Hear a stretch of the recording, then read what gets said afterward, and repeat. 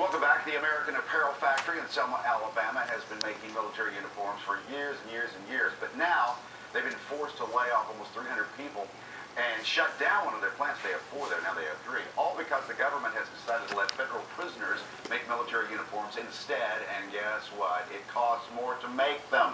Kurt Wilson is a retired Air Force colonel and the Executive Vice President of Business Development at American Apparel. And Kurt, welcome to the program here. Why do we have prisoners making uniforms? Well, actually, Mike, the main reason is because our laws allow it to happen. There are laws which state that federal prison industry have first dibs on contracts, and they're taking advantage of that, and as a result, taking jobs away from law-abiding, tax-paying, and voting citizens. Yeah, now I would think, okay, maybe here's the reason. They're more efficient. In other words, it would cost less. You wouldn't have to pay the prisoners much. You know, it's going to be a more effective way, you know, as far as cost is concerned.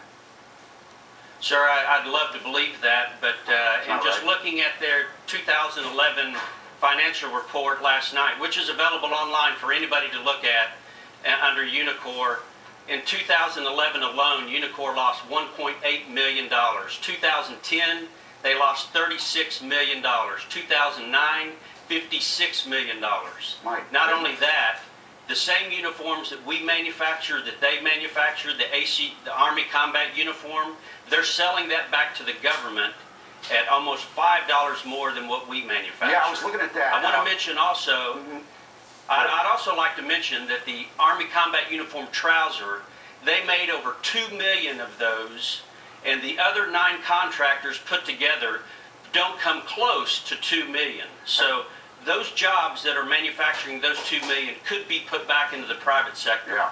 Well, I was looking at some examples of that. The same coat being made by prisoners costs more, like by $5 over your folks making it. It's absolutely, it's unbelievable that is occurring, but that is exactly true. That information, you can find it as well out on government websites. We have prisoners being paid less than $1 an hour. You know, there's all kinds of numbers thrown out there, 23 cents an hour. How do you get it stopped? We average, I beg your pardon? How do you get it stopped? Well, here's what needs to happen. You know, in a previous segment that I just heard this morning, the Romney-Ryan ticket is behind on women's vote. Predominantly, our workforce is women.